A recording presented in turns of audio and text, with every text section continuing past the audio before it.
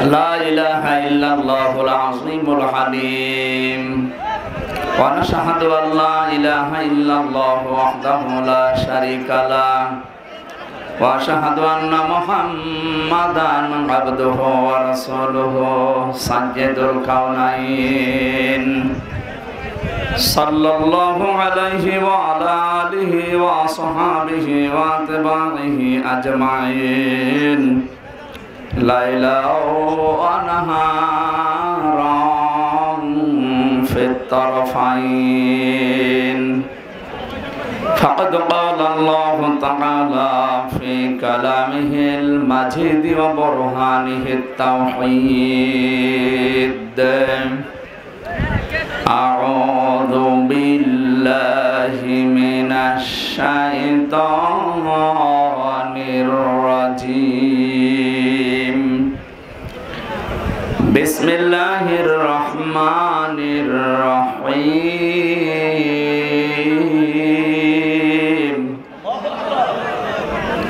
ومن دخله كان آمنا صدقت يا ربنا عن معاذ بن جبل رضي الله تعالى عنه قال قال النبي صلى الله عليه وسلم خذوا العطاء ما دام عطاء فإذا صار رشوة في الدين ولستم بتاركه يمنعكم الفقر والحاجة ألا إن روح الإسلام دائرة فدوروا مع الكتاب حيث دار ألا إن الكتاب والسلطان لا يفترقان فلا تفارقوا الكتاب إلى آخر الحديث رواه ابن ماجه إن الله وملائكته يصلون على النبي يا أيها الذين آمنوا صلوا عليه وسلموا تسليما اللهم صل على محمد وآله وصحبه وبارك وسلم জীবনে কখনো তুমি মিথ্যা বলনি তাই তো তোমায় পেতে কাঁদে ধরনি তোমারই মতো নেতা পেলেও গফুর তো সুখেরই গোলাপ চামেলি বকুল আলহামদুলিল্লাহ কুড়িগ্রাম জেলার রৌমারী থানার অন্তর্গত জন্তিরকান্দা প্রাইমারি স্কুল ময়দানে জন্তিরকান্দা ইসলামী যুব সমাজের উদ্যোগে অষ্টম বাৎসরিক তাফসিরুল কোরআন মাহফিলের স্বনামধন্য সভাপতি জনাব আলহাজ মোহাম্মদ আদম বাদশাহ দামাত বারকাতুহুল আলিয়া সহ সভাপতি আলহাজ ফজলুল হক প্রধান অতিথি বাংলাদেশ জামাত ইসলামী রৌমারী উপজেলা শাখার সম্মানিত আমির আলহাজ মুস্তাফিজুর রহমান মোস্তাক বিশেষ অতিথি হিসাবে অনেকগুলো মানুষের নাম দিয়েছেন আপনারা এলাকার জনপ্রতিনিধি যারা এবং সম্মানিত ব্যক্তিবর্গ আলোচনা রাখলেন মাওলানা হুসাইন আহমেদ মাহফুজ চুয়াডাঙ্গা মুফতি ইহসান ইবনে মাসুদ রংপুর অন্যান্য ওলামা ইকরাম সামনে বসা মুসলমান ভাইরা পর্দার আড়ালের সম্মানিতা মা এবং বোনেরা প্রশাসনের ভাইরা প্রাণপ্রিয় কুড়িগ্রামবাসী আল্লাহর দরবারে শুকরিয়া জানাচ্ছি যিনি একটা জগদ্দল পাথর আমাদের বুকের উপর থেকে নামিয়ে দিয়েছেন খুব কষ্ট হচ্ছিল এই জাতির সে কষ্ট যদিও এখনো শেষ হয়ে যায়নি এখনো ষড়যন্ত্র চলছে জালেম বিদায় নিয়েছে কিন্তু মুনাফিক তো এখনো আছে এটা আরো ভয়ঙ্কর ইন্নাল মুনাফিকিনা ফিদ দারকিল আসফালি মিনান নার ওয়া লান তাজিদা লাহুম নাসীরা কথা বলো কোন কারণে? কথা বন্ধ করেন।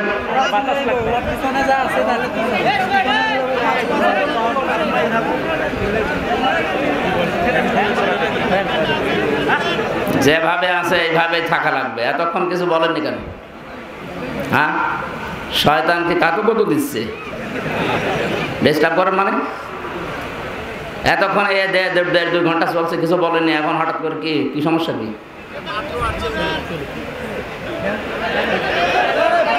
যেভাবে আছে এইভাবে শোনা লাগবে না, বাড়ি চলে যাবেন। ডিস্টার্ব করবেন, আপনার জন্য হাজারো মানুষের ডিস্টার্ব হচ্ছে, দেখছেন না?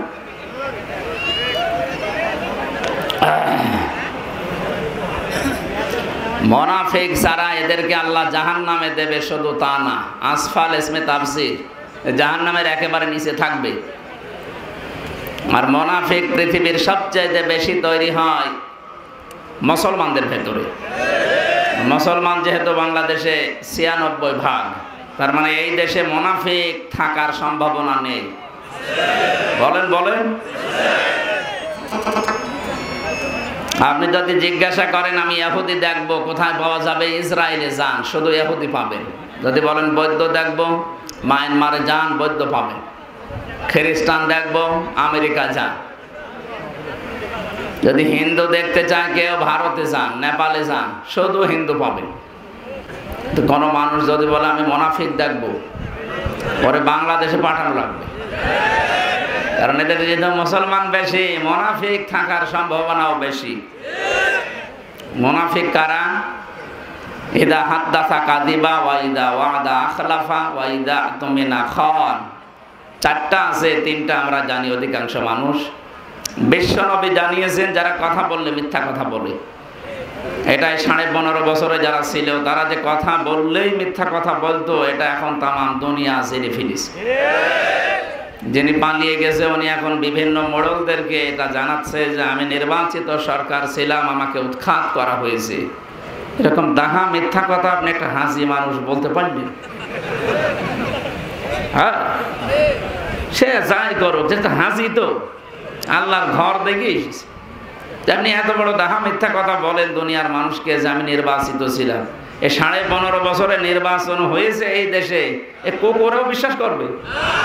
আপনি কুকুরকেও যদি ডাক দিয়ে বলে এই মিথ্যা কথা আমারও শোনাইলেন, বলেন আপনি এত বড় মিথ্যা কথা তামাম দুনিয়ায় ছড়াচ্ছে। এ দেশের প্রতি যদিও একটা ধারণা ছিল ওদের, আরো তো খারাপ ধারণা মনে হবে যে এই দেশে বাস করলে মনে হয় মানুষ মিথ্যা কথা বলে। এই জন্য যারা এগুলো ছড়াচ্ছেন, আপনি নিজেও জানেন যে আমি নির্বাচিত ছিলাম না, আমি জোর করেছিলাম। কথা বলে না কেন? আপনি যে জোর করেছিলেন, অনির্বাচিত ছিলেন, নির্বাচনের আগে এই জন্য 154 জন ঘোষণা দিয়ে দিয়েছেন। আর আবার নির্বাচন কি দিলেন? রাতে হয়ে গেছে দিনের ভোট। এই যদি হয় আপনার নির্বাচন, এরপরও আপনি বলেন যে আমি নির্বাচিত ছিলাম, এই মিথ্যা কথা আল্লাহর রাস্তায় আর বলবেন না। কি কথা বলেন না কেন? আমাদেরও একটা বদনাম হয়ে যাবে। তামাম দুনিয়া জানে যে এটা মুসলিম সংখ্যাগরিষ্ঠ দেশ, এরা মনে হয় এরকম মিথ্যা কথাই বলে। আপনার জন্য আমরা মিথ্যাবাদী হতে যাব কোন কারণে? আপনি যখন চলেই গেছেন, অন্তত দেশ থেকে যারাই বাইরে থাকে তারা রেমিটেন্স পাঠায়, টাকা পয়সা পাঠায়। আপনার প্রায় 3 মাস হয়ে গেল, কই টাকা পয়সা তো পাঠাচ্ছেন না। অন্তত যাই করেন আমাদের টাকা চাই। আপনি যাই করেন আমাদের টাকা পাঠান। আমরা এই দেশটা ঋণের বোঝা দিয়ে চলে গেলেন, অথচ টাকা পাঠাচ্ছেন না। আশা করছে আপনারা টাকা পাঠাবেন, যারা চলে গেছেন চুরি করে হোক আর যেভাবেই হোক টাকা পাঠান। আমাদের দেশে বহু ঋণ, এখন কেউ জন্ম নিলে তার মাথার উপরে 1 লাখ টাকা ঋণ। আর এটা করেছেন আপনারা। এই যে দরবেশ 7টা ব্যাংক থেকে 36,000 কোটি টাকা ঋণ করেছে। এস আলম গ্রুপের এরা 75,000 কোটি টাকা ঋণ করেছে ইসলামী ব্যাংক থেকে, একেবারে ফোকলা করে ফেলেছে, ধ্বংস করে দিয়েছেন আপনারা।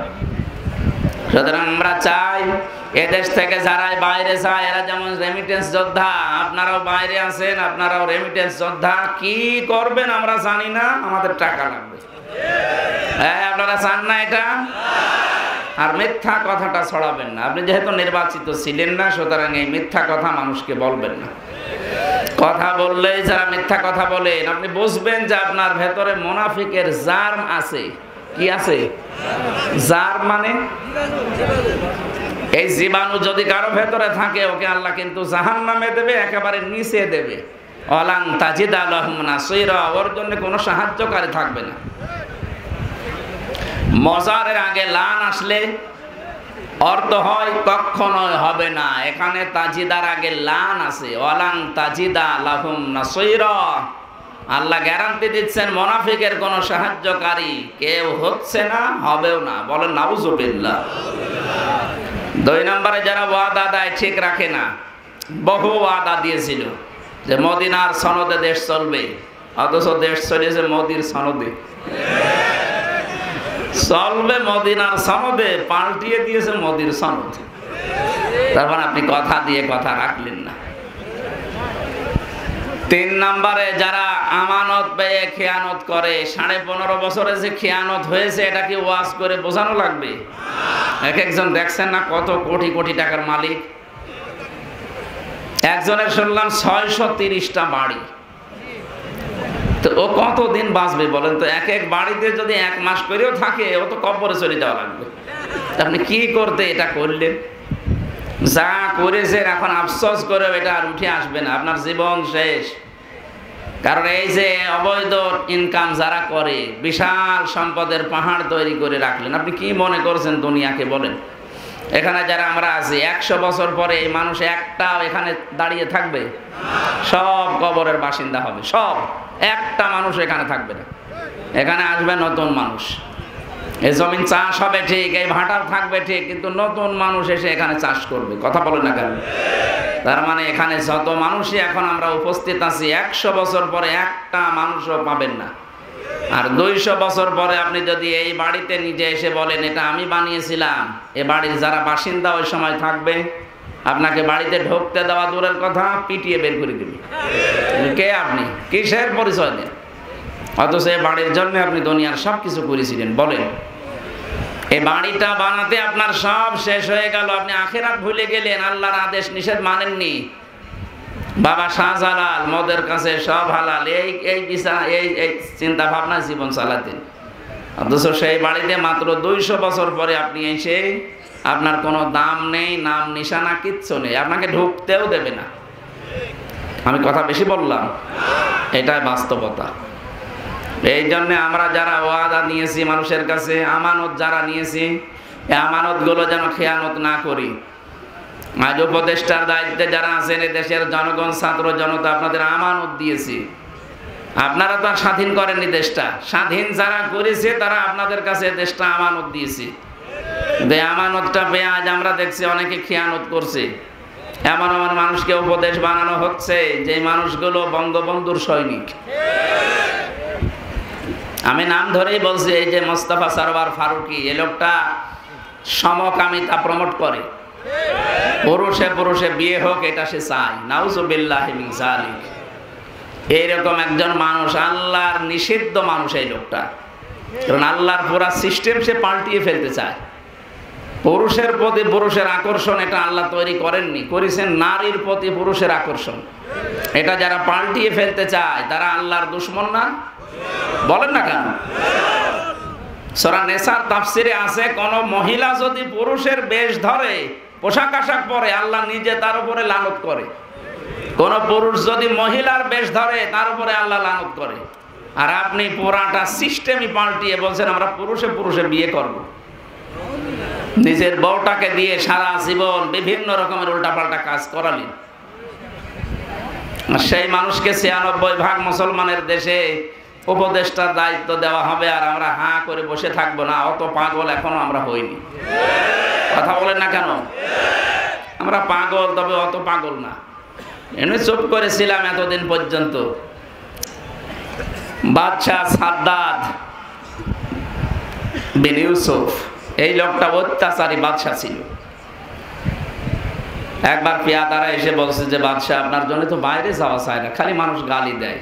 ঠিক আছে, কে গালি দেয় আমি দেখবো। ছদ্মবেশ নিয়েছে, দাড়ি গোপ এগুলো লাগিয়েছে, একটা ছেঁড়া পোশাক পরে বাইরে গেছে। রাস্তায় একটা গ্রাম্য মানুষের সাথে দেখা। বলছে এই বেটাই, বাদশাহ হাজ্জাজ বিন ইউসুফ লোকটা কেমন? অত জালেম। বলছে কি বললেন? হ্যাঁ ও জালেম, জালেমের বাচ্চা জালেম। যেই 2-3 বার জালেম বলেছে ওর মেজাজ গেছে খারাপ হয়ে। বলছে আমার চিনিস না? আমি সেই ইউসুফ। চিন্তা করছে আমার তো মাথা থাকবে না, ডাক দিয়ে বলছে বাদশাহ আপনি আমার চেনেন? না তো। আমি এই গ্রামের ওই লোক যার মাসে 2 দিন মাথা খারাপ হয়, আজকে তার পয়লা দিন। তুই পাগল, মাসে 2 দিন ওর মাথা খারাপ হয়, আজকে তার প্রথম দিন। পাগল বলে ওরে ছেড়ে দিয়েছে, নাই তো ওই দিন ছেড়ে দেওয়ার কথা ছিল। আমরা এই 15.5 বছরে পাগল বলেই বেশি আছি। কথা বলছেন? সুতরাং আমরা পাগল, তবে আমাদের 2 দিন মাথা খারাপ হলো, 28 দিন আমরা ঠিক থাকি। কথা বলেন না কেন? সুতরাং পাগলামি যারা করছেন আপনি থামবেন। আমরা এমন মানুষকে এই জায়গায় দেখতে চাই যে মানুষের দ্বারা আল্লাহ রাসূলের এবং মানবতার কাজ হবে। এই লোকটা দায়িত্বে থাকলে নর্তকীদের দৌরাত্ম্য বাড়বে। ওনার স্ত্রী যেমন চালাচ্ছে উনিও এরকম মানুষকে চালাবে। আমরা এরকম কিছু হতে দিতে চাই না যেখানে আল্লাহর গজব নাজিল হয়। কথা বলেন না কেন? আমরা শান্তি, স্বস্তি, নিরাপত্তা চাই। আর আজকের আলোচনার বিষয় নিরাপত্তা। কি বললাম? বলেন না কেন? এটা খুব গুরুত্বপূর্ণ জিনিস, আর এটা দরকার। এখন এটা দিন দিন হারিয়ে যাচ্ছে, এটা যেন ফিরে আসে। যেহেতু যারা পালিয়েছে ওরা কিন্তু বসে নেই, ওরা এই নিরাপত্তা বিঘ্নিত করার জন্য চেষ্টা চালাচ্ছে। ওরা চাচ্ছে দেশে যেন মানুষের নিরাপদে না থাকে, তাহলে বিশ্বকে দেখানো যাবে যে আমরা ছিলাম, ভালো ছিল, এখন নেই। এই দেখেন বিশৃঙ্খলা চলছে। এই জন্য যারা দায়িত্বে আছেন, তত্ত্বাবধায়ক সরকার বা উপদেষ্টা যারা আছেন, ওনাদেরকে আমরা আহ্বান জানাচ্ছি খুব তাড়াতাড়ি সম্মানজনক একটা সময় নিয়ে আপনি একটা নির্বাচনের মাধ্যমে নির্বাচিত সরকারের হাতে দেশটা দিয়ে দেন। তাহলে এই কূটবুদ্ধি নিয়ে যারা চলছে এদের ষড়যন্ত্র বন্ধ হয়ে যাবে ইনশাআল্লাহ। আমরা যে পাথর থেকে মুক্ত হলাম, এই বিশাল পাথর থেকে আল্লাহ আমাদের বাঁচালেন, যেহেতু এটা একটা নিয়ামত। এই আজকে মন খুলে কথা বলতে পারছি। আমি এই কুড়িগ্রাম, রাজীবপুর, রৌমারী এর আগে বহুবার আসতে চেয়েছি, আমরা আসতে দেননি। সে যারাই হোক, কোরআনের কথা যারা বলতে দেয় না, বাধা দেয়, ডাইরেক্ট ফতোয়া, তারা কাফের। কথা বলেন না কেন? আগে জালেমরা এগুলো করতো, এখন অনেক মুনাফিক এগুলো করার জন্য উঠে পড়ে লাগছে। আরে ভাই, কোরআন শরীফের কথা হামজার বাবার কথা নাকি? আপনি আসলেই বলেন যে হুজুর যা বলে আমাদের পক্ষে তো আসে না, শুধু বিপক্ষে যায়। তা আপনার পক্ষে কোনো আয়াত কোরআনে আছে? আপনি খান সুদ, আপনার পক্ষে আমি আয়াত পাবো কোথায়? আপনি টাকা ছেড়ে রাখেন, 1 মাস পরে 1000 টাকা দিলে 200 টাকা বেশি দেয়। এই সিস্টেম নেই এলাকায়? দেখলেন? তা এরকম মানুষ যদি এলাকায় থাকে যে টাকা ছেড়ে রাখে, টাকা আসে, ওর পক্ষে কোনো আয়াত কোরআনে আছে? কোরআনের কথা বলতে গেলে তোর বিপক্ষে যাবে। কথা বলে না কেন? আলা আলাহুল খালকু ওয়াল আমরু, এ দুনিয়া বানিয়েছেন যিনি, আইন চলবে তার। এখন যারা আল্লাহর আইন চায় না, মানুষের তৈরি করা আইন প্রতিষ্ঠা করতে চায়, তাফসির মাহফিল বলেন, ওয়াজ মাহফিল বলেন, মিলাদ মাহফিল বলেন, সেখানে কি ওদের পক্ষে কোনো কথা আছে? বলেন বলেন। আমি করবো কি? আমি কি আপনার জন্য আয়াত বানাবো? এই যে যখন আপনার পক্ষে যায় না, যখন বলে না এটা তো রাজনীতি হয়ে যাচ্ছে, এটা তো জামাত ইসলামের কথা। আরে শয়তান, জামাত ইসলামের কথা এখানে লেখা আছে। জামাত কোরআন হাদিস হয়তো মানে, এই জন্য তাদের পক্ষে যাচ্ছে। আপনি আল্লাহর আইন চান না, আপনার পক্ষে যাবে কি করে? এরপরও যদি কেউ খারাপ ধারণা করেন, আপনি কোন আলেম নিয়ে আসবেন কোরআন বোঝার জন্য, এখানে নিয়ে এসে বসেন। নিচে তো বসেনও না, আপনার পেটে বোম মারলেও তো সূরা ইখলাস শুদ্ধ করে পড়তে পারেন না। আবার ভুল ধরে আমার। আপনি কি জানেন? কি জানে মানে? আমি কোরআনের উপরে অনার্স মাস্টার্স করেছি। অন্তত আপনার চাইতে কোরআনের উপরে আমার দক্ষতা একটু হলেও বেশি আছে। আপনি সূরা ইখলাস 4টা আয়াত পড়তে গেলে 8টা ভুল হয় আপনার। আর আপনি যদি আমার ভুল ধরেন যে না ভুল হচ্ছে, তা আপনি তো আগে মুফাসসির হবেন, তাফসীর বুঝবেন, তারপরে ভুল ধরেন। কথা বলেন না কেন? একটা ইঞ্জিনিয়ার প্ল্যান দিয়েছে 10 তলা বিল্ডিং এর। ওই যে পানের দোকানদার একজন এসে বলছে না যে এই কোনায় এইটা, এই প্ল্যান দেওয়া ঠিক হয়নি, এটা ভুল হয়েছে। ওর দাঁত মুখ ফেলে ফেলার দরকার। এইটাই তো সেদিন ঠাকুরগাঁও হয়েছিল, হরিপুর থানায়। আমি তাফসীর করার আগে উনি কথা বলতেছিলেন, আরে ভাই আপনি ইংরেজি শিক্ষিত, বাংলা শিক্ষিত মানুষ, বাংলায় বলেন। আপনি কোরআনের আয়াত পড়তে গেলে যদি শব্দ ভুল হয়ে যায়, অর্থ যে পাল্টি আপনি ঈমান হারা হয়ে যাচ্ছেন, আপনি টের পাচ্ছেন? কেউ যদি বলে ইদা জা নাসরুল্লাহি ওয়াল ফাত, যখন আসবে আল্লাহর সাহায্য তখন আপনি বিজয় দেখতে পাবেন। নসর মানে সাহায্য, নুন সাদ র, কিন্তু মুখটা গোল না করে যদি সরাসরি বলতে থাকেন সিন দিয়ে, ইদা জা নাসরুল্লাহি ওয়াল ফাত, যখন আসবে ঈগল পাখি তখন আপনি বিজয় পাবেন, অর্থ ঠিক আছে? দেখেন না?